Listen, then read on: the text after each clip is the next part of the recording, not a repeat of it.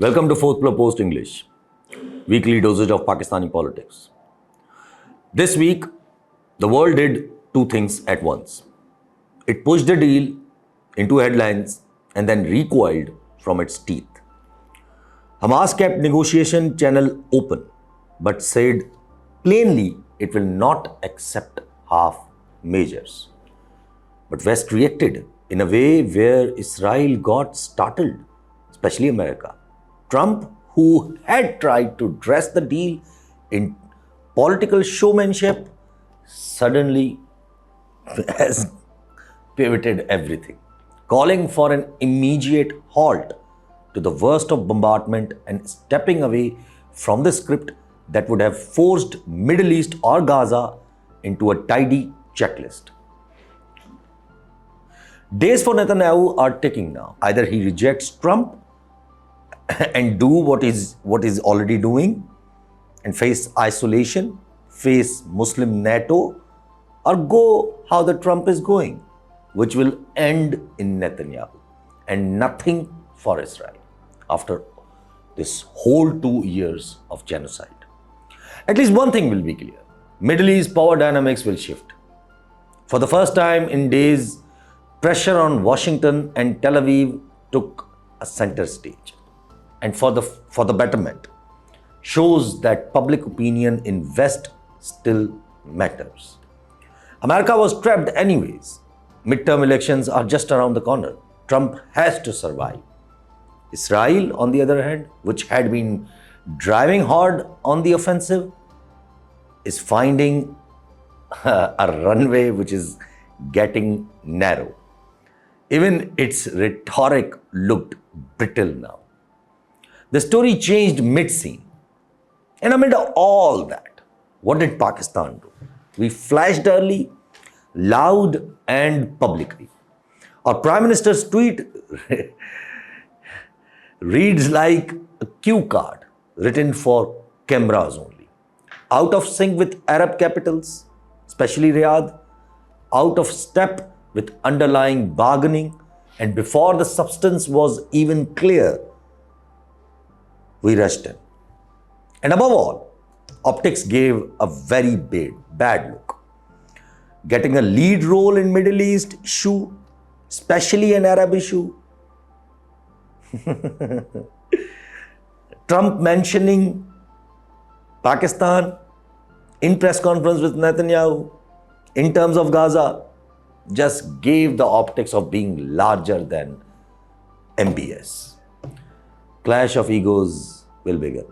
That's why India has started its rhetoric again. And that's why instead of MBS coming to Pakistan, which was already claimed, suddenly our Prime Minister is rushing to Riyadh. Now the chronology is obvious. Hamas did not surrender plot. Trump gave ground. Arab capitals kept their language elastic. But Pakistan, once showcased, rushed in, is now not even mentioned as a thank you by Trump. This recent claim by Trump deliberately left Pakistan out. Why? Did Riyadh quietly ask us or ask the Trump to keep us at arm's length? Did Pakistan itself pull back because of the optics? Or we were simply used as the first visible label in a choreography carried out by US or Trump? Whatever the reason, that omission mattered and this whole optics mattered. Ask plainly, what did we gain from that tweet, which is still there, not even retracted? The answer is shrinking. So the visit shuffle from MBS to Shehbaz going there that was meant to underline our centrality has now become uncertain. Who's to blame? Foreign capitals are asking questions. India is sniffing opportunity and has resumed to threatening tone. And now there are talks of regime change in Afghanistan. And the main lead role behind the regime change in Afghanistan is visiting India. Above all, now there are dangerous rumors, one that can turn Pakistan into a war zone. Pakistan might be considering, newsflash, Pakistan might be considering options on ports or bases to America in Balochistan, near Iran, near Gwadar. Financial Times named a port rumor that should make every policy planner sit up. If anyone believes China will silently accept handing strategic ground in Balochistan to others because we need a headline or we need a political whatever we have, they are misreading geopolitics. China's silence in the past reflected no stakes. Its voice will change if its core interests are threatened right now, especially OBOR. At home, the consequences are deeper. That single tweet widened a fault line between optics and sovereignty. It exposed weakness in how we take strategic decisions, especially our leadership right now. Decisions announced abroad before they are even defended at home. It fed distrust among our partners and panic among our own elite. The reaction will be visible in a while. You'll see. Nawaz, Maryam, Shehbaz are sitting together again. God knows what Nawaz is playing. The way Maryam's narrative has shifted to nationalism, this last-minute courier diplomacy, and the scent of contingency planning for Imran Khan's detention and transfer. That's a relief for Khan. These moves are not signs of stability. They are signs of improvisation under pressure. Meanwhile, politics is doing what politics always does. It converts policy failure into raw advantage. Maryam's Punjabiyat pivot, framed around water and identity, it's not harmless slogan. It is a provocation to a fragile federal order, already fragile. Look at KP, look at Balochistan. Water is governed by law and hydrology, not by rallies or slogans. IRSA exists for a reason. If canal politics becomes a vehicle for corporate land schemes, especially if lands tied to military affiliated entities benefit from it, then you have engineered a conflict between provinces that will not be resolved in these slogans. Sindh will resist, Punjab farmers will resent being made into props for a political theatre. The federation will pay the bill. PTI's internal dynamics also matter. That 3-hour Gandapur meeting with Imran Khan shows there are offers on the table and pressure points being tested. Rumors about prison transfers and judicial reversals are not background noises, especially Justice Tariq Mahmood Jahangiri's reversal. They are levers for bargaining. If bargains mean, or if bargain comes out as a constitutional tickering for few posts or few people, like in 27th Amendment, or minerals giveaways in 27th Amendment, or the backroom deals that trade public goods for private calm, the outcome will be historic instability dressed as a compromise. So where does this leave us? 4 blunt truths. 1, we traded fragile asset, legitimacy, for a fleeting visibility. Being relevant in somebody else's press conference is not the same as a strategic influence. Relevance bought us headlines. Legitimacy would have brought us long-term options vis-a-vis Saudi pet. We need the latter, but we are choosing the former. Why? Because of our compromising position or weak position in politics. 2, the room to repair exists, but it closes quickly. The West's own discomfort with the violence and the public protest across Europe mean Arab capitals will still need credible partners who can speak and act soberly. Pakistan can reclaim trust, but only if it demonstrates immediate discipline in policy language and sequencing. 3, our domestic fault lines are the real danger. Provincial polarization, PTI state transactionalism, deal-making, the judicial ping-pong, and the optics of ad hoc detentions are tinder.